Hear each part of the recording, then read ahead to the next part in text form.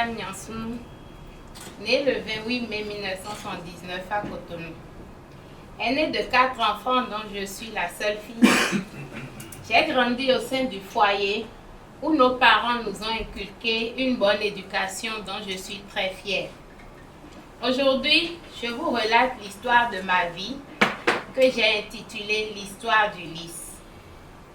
La Bible nous dit dans Matthieu 6 que la fleur de lys ne file et ne travaille pas, mais qu'elle est plus habillée que le roi Salomon. L'histoire du lys a commencé par une enfance qui s'est déroulée dans le calme d'une vie familiale ordinaire. Mes études primaires, secondaires et supérieures se sont déroulées à Cotonou.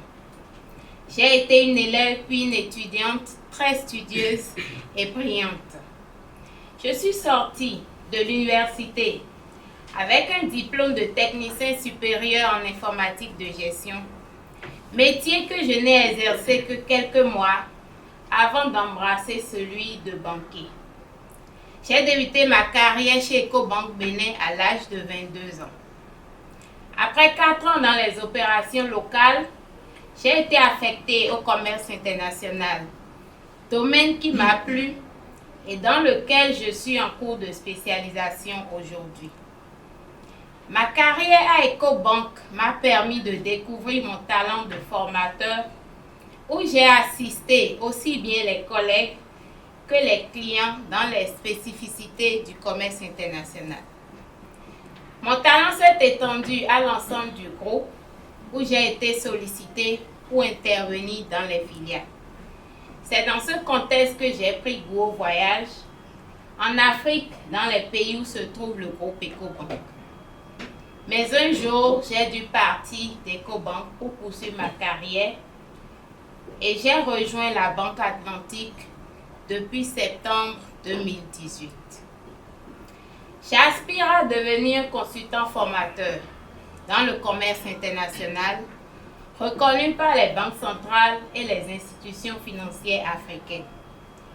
Pour atteindre cet objectif, j'ai entrepris récemment des études supérieures en affaires internationales. Si tout semble limpide sur le plan professionnel, j'avoue que sur d'autres plans, le lys a rencontré des ronces sur son chemin. En effet, j'ai eu une santé fragile pendant de longues années et j'ai traversé des moments qui m'ont beaucoup éprouvée et ont forgé une personnalité timide et renfermée sur laquelle je travaille encore aujourd'hui. J'ai été en couple quelques années, mais j'ai connu des conflits, puis la séparation. C'était l'une des pires épreuves de ma vie.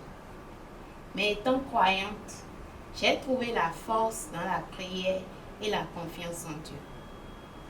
Ces expériences m'ont beaucoup transformée. J'ai pu faire le tri, rejeter ce qui me nuisait et travailler sur mes points faibles. Car avant, je vivais avec la crainte du qu'en dira-t-on, le souci de plaire aux autres et la peur du lendemain. Aujourd'hui, j'apprends à faire les choses selon mes goûts et mes convictions. J'ai beaucoup mûri. J'ai gagné en confiance. J'ai appris à toujours croire en un lendemain meilleur. Et j'ai surtout compris qu'il n'y a pas de nuit aussi noire qui ne soit suivie d'un matin clair. Au cœur de ces secousses, j'ai connu heureusement des matins clairs. Tout n'a pas été sombre. Et la meilleure chose qui me soit arrivée a été la maternité.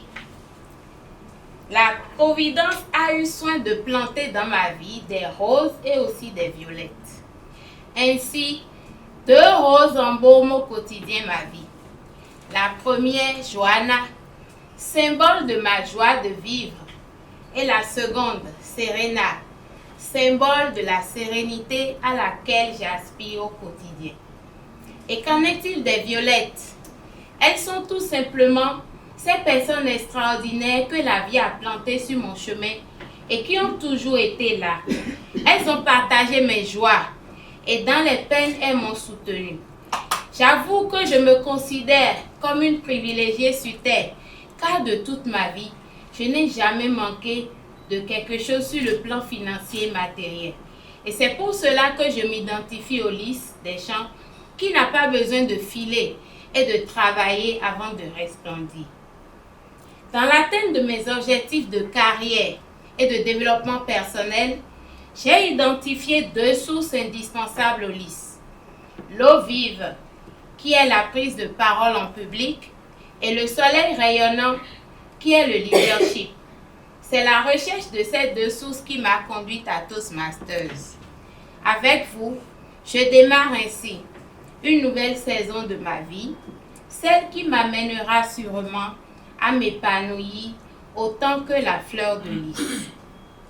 Toastmaster Lydia Nyansoun, nous avons écouté avec un grand intérêt votre discours, de glace. Et je crois que tout l'auditoire ici, dès à présent, vous connaît parfaitement bien. J'ai aimé ce très beau test, très bien structuré, qui comportait 3 parties distinctes que j'ai pu énumérer: l'introduction, le développement et la conclusion. J'ai vraiment aimé les différents tons avec lesquels vous avez évoqué les difficultés de votre vie de couple. Et puis ensuite, un très bel événement, la maternité. Nous avons donc eu de la variation vocale. Vous avez réussi vraiment à capter l'attention de l'auditoire du début à la fin de votre prestation. J'ai aimé le beau regard dont vous nous avez gratifié. J'ai aimé aussi la fluidité de votre prestation. J'ai aimé le point d'humour. Même si on n'a pas ri aux éclats, j'ai vu sur les lèvres de tous les membres présents à cette session un sourire évocateur de ce que la pointe d'humour a fait plaisir à ceux qui étaient là. L'auditoire a été par contre privé de cette belle gestuelle que ce maudit lutrin vous empêchait de nous offrir, alors que vous possédiez bien vos tests. Je vous suggère donc prochainement de vous affranchir de vos notes, puisque vous possédez bien ce très beau test. Il aurait été très beau de vous voir sans les notes et débarrasser de ce lutrin. Lydia Nyansoun, Toastmaster Lydia Nyansoun, vous avez réussi cet exercice, vous l'avez même très bien réussi, bravo. Je vous souhaite de revenir avec des discours tout aussi bien écrits et je vous souhaite un parcours royal à l'image de votre identifiant, le lit dont l'histoire dit qu'elle est une fleur royale. Monsieur l'évaluateur général.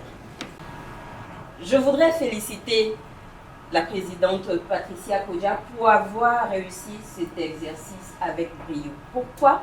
Parce qu'elle avait, à l'entame de son discours, puisqu'il s'agit d'un discours, énoncé les objectifs de ce discours, qui était de prononcer un discours bien structuré, introduction, développement, conclusion, et également faire connaître, mieux se faire connaître de l'auditoire.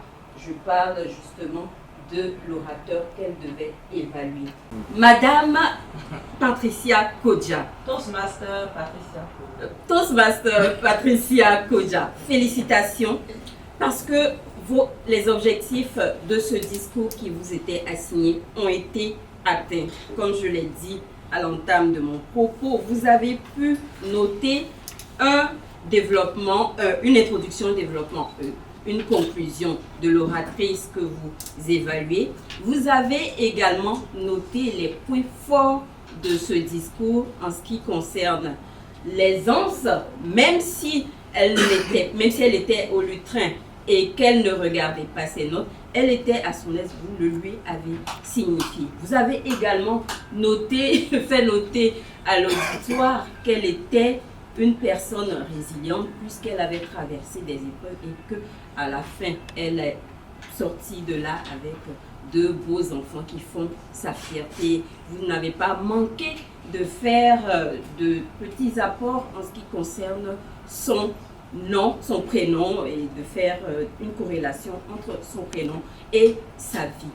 Ce qui m'a manqué à votre niveau, c'est justement ce que vous lui avez suggéré de faire, c'est-à-dire parler Elle a parlé sans ses notes, vous avez parlé avec vos notes. Ce qui a gêné votre gestuelle, puisque vous étiez à votre aise et que l'auditoire était tout oui et vous entendez votre belle voix maternelle, doucereuse, avec laquelle vous avez pu lui faire une évaluation gratifiante et constructive. Je note également que votre discours, puisqu'il s'agit d'un discours, était structuré. Je note enfin que vous n'avez pas pu, contrairement à ce que les objectifs du discours proposaient, vous n'avez pas pu vous détacher de vos papiers sur votre table au moment où certains orateurs de l'auditoire, prenaient la parole. C'était également important à respecter. Cela, c'est l'objectif.